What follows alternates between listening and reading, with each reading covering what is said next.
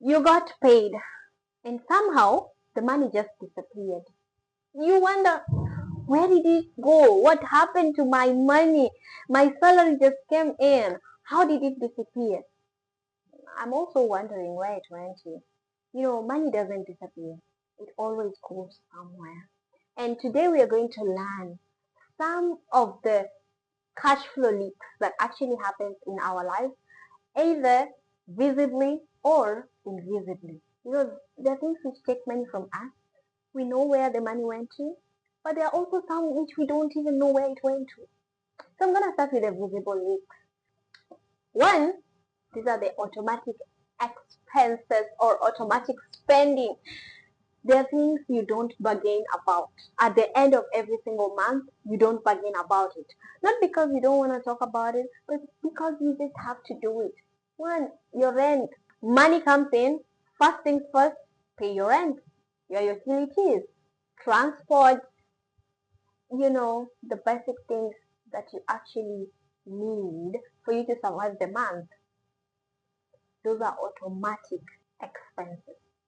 And most of the time you spend without thinking because they don't require permission. You have to live, right? You have to have a house, you have to dress, you have to do. That's where they always taught us about. They always taught us about basic needs, food, shelter, clothing. You have to do that every single day. Second, we have the lifestyle expenses.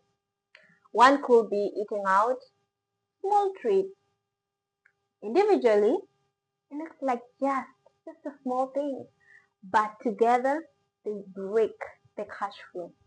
You can just call it adjust spending because it's just a coffee. It's just a short ride from here to there. It's just 500. It's just the just spending accumulated consistently becomes a huge problem on your cash flow. And this is something you need to watch out for. Just a treat, just a coffee, just a ride. It's not just. It is something going to affect your cash flow at the end of the day. Lastly, under visible expenses, we have the emotional spending. Oh, today I'm too tired to cook. I order out. I'm too stressed for this life.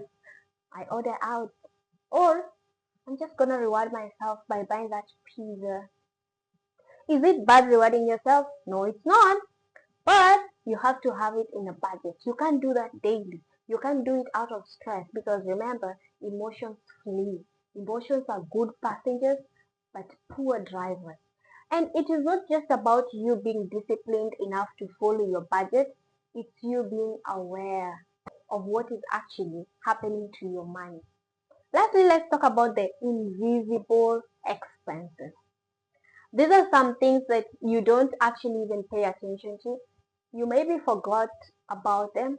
One could be a subscription you made 3 years ago and they still deduct your money.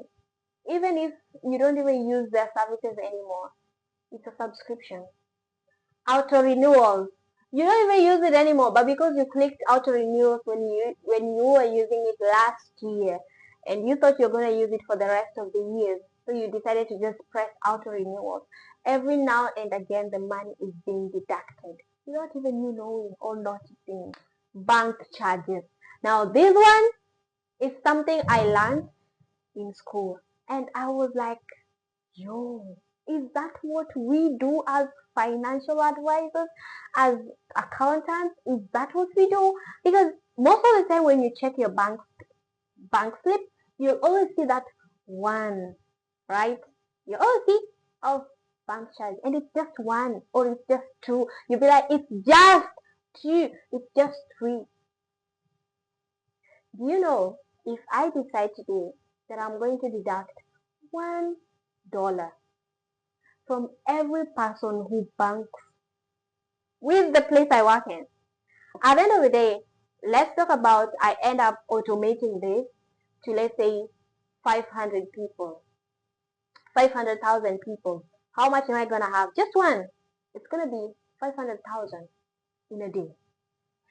So you need to be cautious about the bank charges. You need to ensure you understand what is going on, because you're going to be making payments that you don't even understand. And these are most of the time neglected. People just say, oh, it's just $1. No, it's not $1. It's money. And lastly, I'm going to talk about small daily expenses that you barely even notice. You already have a budget where you said, okay, this is my grocery, this is my this is my this. Okay, you allocate that. Well done. But then at the end of the day, you still end up doing small daily purchases. Every time you're coming from work, you come back with a bag. You either bought some snacks, some bread, small things. They are actually, most of the time when you look at it, you'll be like, it's just. It's not just. It's never just. It's never just.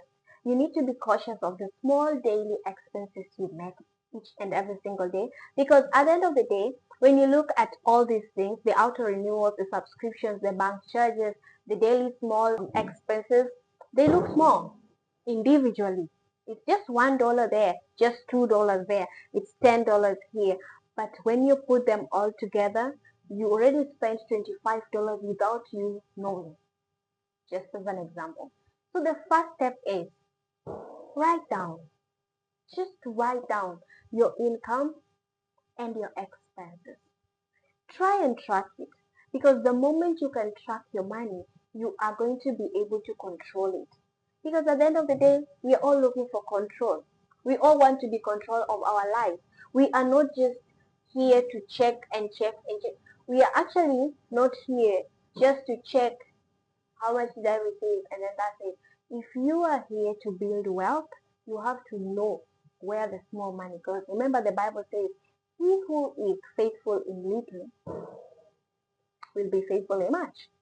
And so, of course, you'll be rewarded according to how faithful you are. If you're faithful in little, you'll be given more, because you already know you're faithful. So learn to be diligent, learn to be faithful, learn to track your expenses, because at the end of the day, all these are the sources of your leaks.